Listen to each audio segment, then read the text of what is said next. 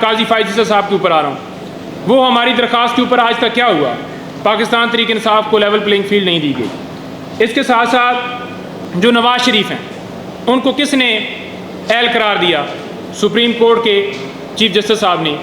और इसके साथ साथ मखसूस नशिस्तें वो किसने छीनी? यही काजी फायद ईसा साहब ने। और इसके साथ साथ बल्ले का निशान वो किसने छीना? यही काजी फायद ईसा साहब ने। सिविलियन का मिलिट्री ट्रायल हो रहा है जी, पहले उसके ऊपर हुक्म इम्तना जारी होता है और फिर हुक्म इम्तना जो है वो ख़त्म कर दिया जाता है। किसी कानून किसी आइन के अंदर सिविलियन का मिलिट्री ट्रायल नहीं हो सकता। जब दूसरी अदालतें मौजूद हैं तो फिर क्यों मिलिट्री ट्रायल करवाया जा रहा है? मैं आपके सामने उन तमाम केसेस की डिटेल रखूँगा जो इमरान खान साहब को, उनकी पार्टी को, हमारे वर्कर्स के साथ जिन केसेस के अंदर नाइंसाफ़ियाँ की गई हैं। नंबर 1, जज ज़ेबा चौधरी केस, इमरान खान साहब के ऊपर तौहीन अदालत का मुकदमा बनाया गया। और दूसरी तरफ देखें कि इन जजेस को धमकाया गया, डराया गया, लेकिन उनके ख़िलाफ़ कोई तौहीन अदालत की कार्रवाई नहीं है। नंबर 2, वज़ीराबाद इमरान खान साहब के ऊपर कातलाना हमला हुआ, उनकी कोई FIR दर्ज नहीं हुई, ना ही 100 मोटो लिया गया। उसके लिए हमने जाकर रजू किया, लेकिन उसके बावजूद 100 मोटो नहीं लिया गया। यहाँ पर F9 पार्क में कोई दरख्त काटे जाएं तो उसके ऊपर 100 मोटो ले लिया जाता है। नंबर 3, तोशाखाना केस, बार बार जज हुमायूं दिलावर को रिमांड किया गया, हालांकि उस जज के ऊपर इमरान खान साहब की तरफ से अदम एतमाद किया जा चुका था। और वो जज हुमायूं दिलावर साहब वो बार बार उसी तरह का फ़ैसला देते थे। सेम नौइयत के फ़ैसले देने के बावजूद उनके पास केस सारे भिजवाना ये आपके सामने है। इसके साथ साथ इमरान खान साहब के वारंट गिरफ़्तारी जारी किए गए। 26 घंटे ऑपरेशन उनके घर में किया गया और चीफ जस्टिस साहब 26 घंटे खामोश रहे।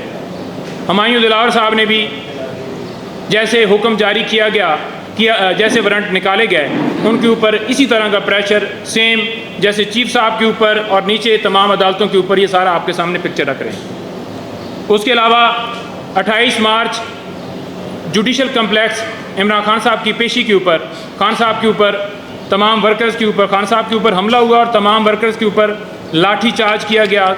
और बजाय ये कि जिन्होंने हमला किया उनके ख़िलाफ़ कार्रवाई होती, उल्टा इमरान खान साहब और तमाम पाकिस्तान तहरीक इंसाफ के कारकुनों के ऊपर मुकदमे बना दिए गए।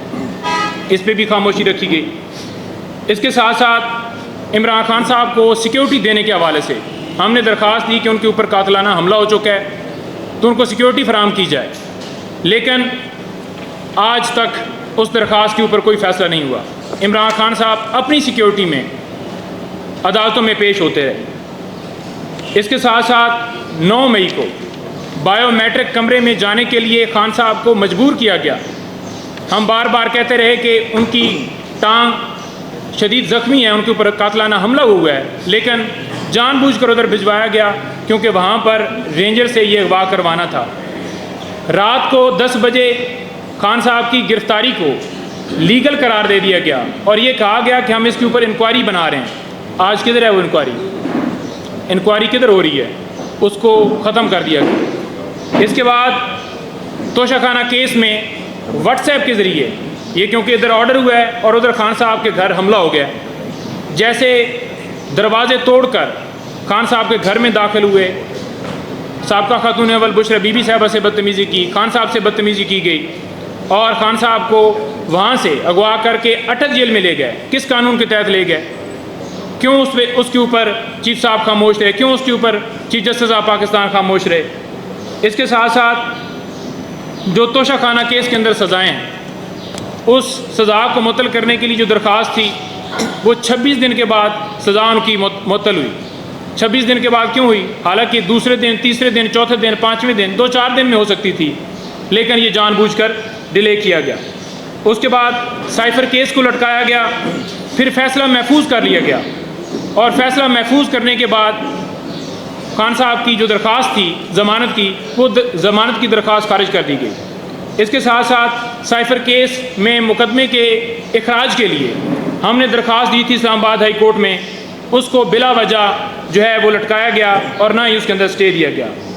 उसके बाद ताहिर सिपरा साहब के पास 6 ज़मानत की दरख्वास्तें थीं। इस्लामाबाद हाई कोर्ट में हमने रजू किया कि वो दरख्वास्तें ट्रांसफ़र की जाएँ। हमारी दरख्वास्त मंजूर नहीं हुई। कोई भी बंदा जिसको किसी जज के ऊपर अदम एतमाद होता है वो दरख्वास्त देता है तो उसकी दरख्वास्त सुनी जाती है।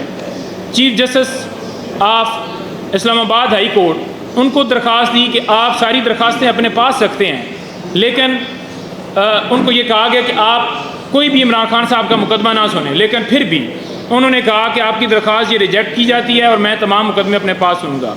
130 से ज़्यादा दरख्वास्तें इस्लामाबाद हाई कोर्ट में चीफ जस्टिस ने अपने पास रखी। क्यों, किस वजह से रखी? इस वजह से रखी क्योंकि दूसरे जजेस वो इस तरह के लेटर लिख रहे थे और कह रहे थे कि हमें धमकाया जा रहा है इदारों की तरफ से, लिहाजा उन्होंने कहा कि मैं अपने पास ही रखूं और इनको लटकाऊं और उनके ऊपर फैसले जो है अपनी मर्ज़ी से दूं।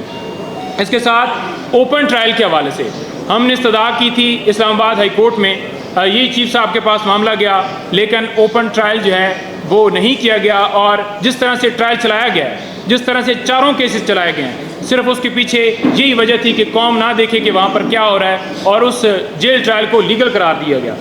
इसके बाद अलकादर और तोशाखाना नैब केसेस में पहले इसके अंदर जो है वो लेट सुनवाई की गई और जब नैब ने गलती तस्लीम कर ली कि उन्होंने आकर कोर्ट के अंदर गलत बयानी की है, उसके बावजूद नैब की गलती के बावजूद हमारी दरख्वास्त जो है जिसमें हमने ये कहा था कि इमरान खान साहब की जो दरख्वास्त है वो कबूल की जाए, जो रिजेक्ट की गई थी उसको बहाल किया जाए, वो हमारी दरख्वास्त खारिज कर दी गई।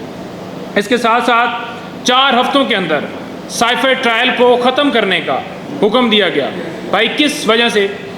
क्यों? किसी ने आपसे कोई दरख्वास्त की थी कि आप 4 हफ्तों के अंदर कोई डायरेक्शन के लिए कोई दरख्वास्त लेकर आया था? नहीं, 4 हफ्तों के अंदर डायरेक्शन दी गई ताकि इलेक्शन से पहले खान साहब को मुख्तलिफ मुकदमात में उनको सज़ाएँ दी जाएँ और लोगों के अंदर मायूसी पैदा की जाए कि आपका लीडर तो जेल में ही रहेगा, नहीं निकलेगा।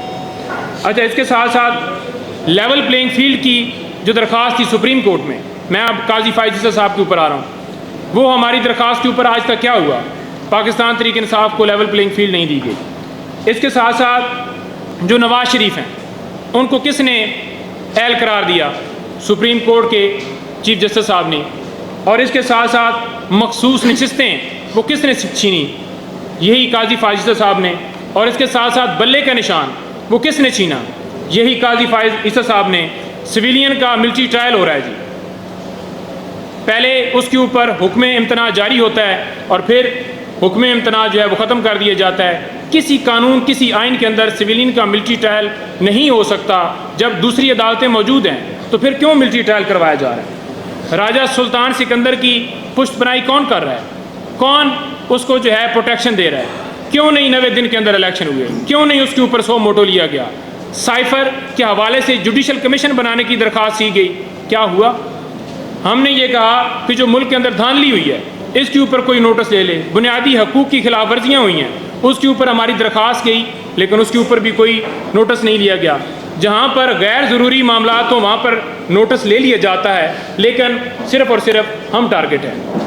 अब मैं शुएब शहीन साहब की तरफ आप की जो है वो उनकी तरफ लेकर जाऊँगा, वो बताएँगे मज़ीद केसेस के हवाले से।